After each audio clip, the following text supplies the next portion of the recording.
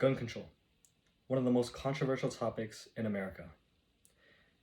It was a controversial topic dating back for as long as 30 years ago, and it still remains a very controversial topic even to today.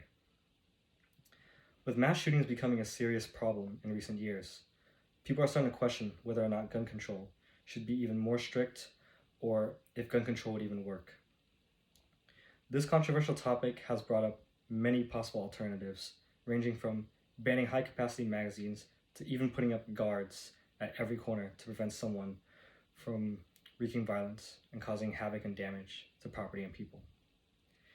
Even though these do sound like great ideas, in my opinion, they would not be as effective as people may think.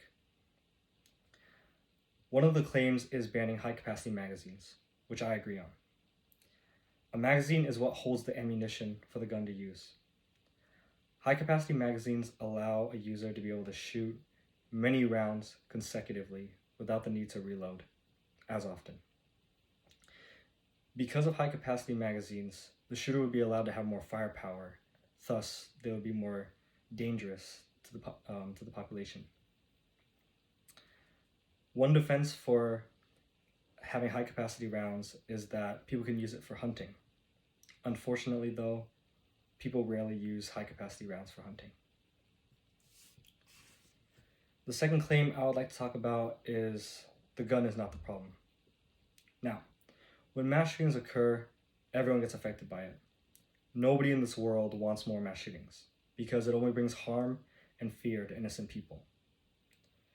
Many people decide to blame the gun, but the gun is simply just a tool, and without a person using it, it is essentially just a piece of metal. Instead of blaming the weapon, we need to look into the person. Why would they do such a thing? One possible reason is that that person did not have someone to show them a better path, a path filled with right decisions that they were supposed to make. Because they didn't have that, that person hurt people, and that is the problem that we should be fighting.